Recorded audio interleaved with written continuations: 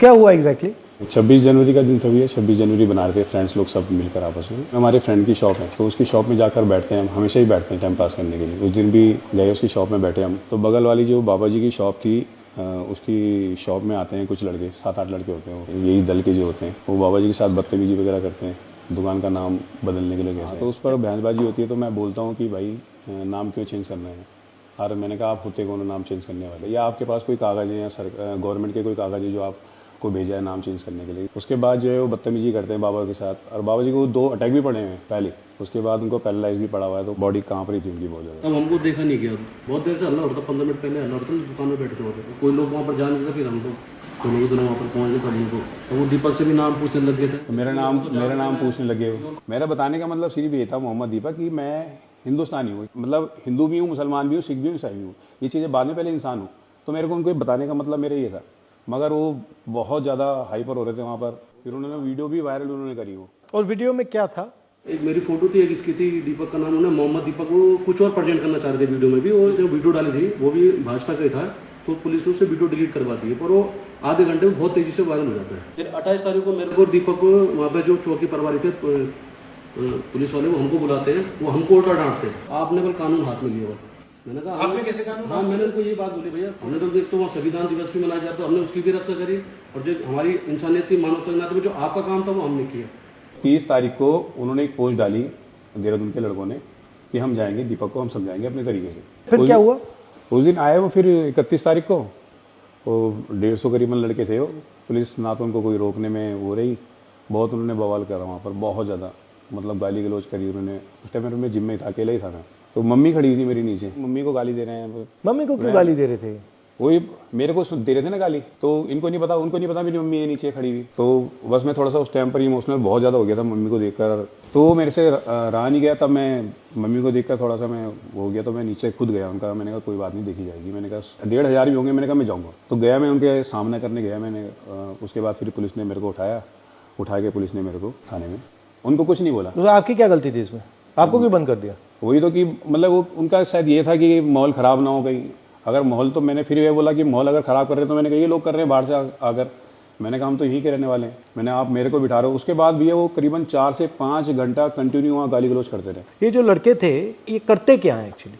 उत्तराखंड में बजरंग दल अलग अलग जगह जाके जो भी मुस्लिम वेंडर्स डिस्टर्ब करते हैं, उनको डिस्टर्ब करते हैं, माहौल ख़राब करने की कोशिश करते हैं। और उस दिन भी जब कोटद्वार में वो लोग पहुंचे तो उन्होंने इसका नाम इसलिए पूछा कि उन्हें लगा कि ये मुस्लिम होगा। तो उन्होंने जब वो सारे, ये हिंदू कैसे कर रहा है, ये इंटरफेयर कर रहा था, तो मैं इसने, क्योंकि ये भाग गया, तो इसने रिएक्ट करा कि मेरा नाम मोहम्मद दीपक है भाई, बताओ क्या करोगे। बस तो वो उसकी वजह से वो लोगों का इतना डिफेम हुआ, वो लोग इतने बदनाम हुए, वो लोगों को इतना तगड़ा पुशबैक मिला कि इसने अकेले ने उनको भगा दिया कि उनकी ईगो हर्ट हो गई। और फिर मुख्यमंत्री और सारा फोर्स और सब लोग लग गए इसको टारगेट। मुख्यमंत्री ने क्या बोला इसमें? कुछ नहीं, उन्होंने तो फिर बाद में मेरे खिलाफ ही बोला है, जो भी बोला उन्होंने।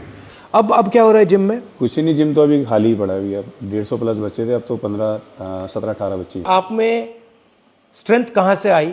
मम्मी में जो है ना बहुत ताकत है मेरी। जब कुछ नहीं थे, खैर कुछ तो, जब कुछ बिल्कुल भी नहीं थे मतलब, तो मम्मी ने तब भी मेहनत करी है, अकेले अपने बलबूते पे पूरा घर परिवार संभाला है। मम्मी चाय का स्टॉल चलाती है, एक चाय देने के लिए 3री मंजिल पे मम्मी चली जाती है अपना देने। और जब ये आपके साथ हुआ तो मम्मी ने क्या बोला? मम्मी नहीं डरी, मम्मी तो खैर नहीं डरी उस चीज़ को। मम्मी तो खैर, मम्मी कहती है कि कोई दिक्कत वाली बात नहीं है, तूने अच्छा काम किया, गलत काम नहीं किया।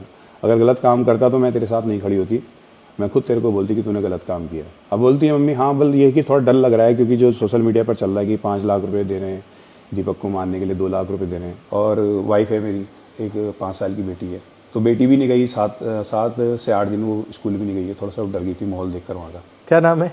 मायरा नाम है। फोन मिलाओ। नमस्कार। नमस्ते सर। कैसे हो? बस ठीक है। घबराए हुए तो नहीं हो?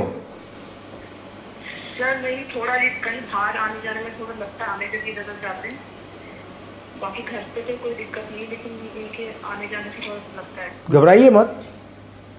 हाँ जी सर। ये कायर लोग हैं, कुछ नहीं करेंगे, ये डरपोक हैं ये। और ये आपकी कितने सालों की मेहनत थी, ये जो जिम है? 30-31 साल मेरे को जिम चलाते हो गए। अब जाकर मैंने घर बनाया, उसको भी लगभग 1 साल अभी। तो आपने पूरी ईमानदारी से काम की, कुछ चोरी तो नहीं की, कुछ ऐसा तो नहीं किया ना? घर भी 20 लाख रुपए मैंने लोन लिया है बैंक से, जिम से ही है बस, जो भी है मेरा घर का और यहाँ तक कि बैंक की EMI वगैरह, मेरी बेटी की स्कूल का खर्चा सब जिम से ही चलता है। आप आओगे तो बहुत अच्छा रहेगा। ठीक है, ट्राई करते हैं। ठीक है। तो ये लोग इन लोगों ने आपका नुकसान किया है। नुकसान किया, हाँ बहुत ज़्यादा नुकसान तो किया है खैर, क्योंकि क्योंकि आपको डराना चाह रहे हैं। हाँ डराना चाह रहे हैं, दबाना चाह रहे हैं। वो चाह आप रहे डरे हैं हो? कि- आप डरे हो? नहीं डरना क्यों है, इनसे क्यों डरना है कोई। मैं डरूंगा ऊपर वाले से डरूंगा, इनसे क्यों डरूंगा। आपने सच बोला है बिल्कुल भी है।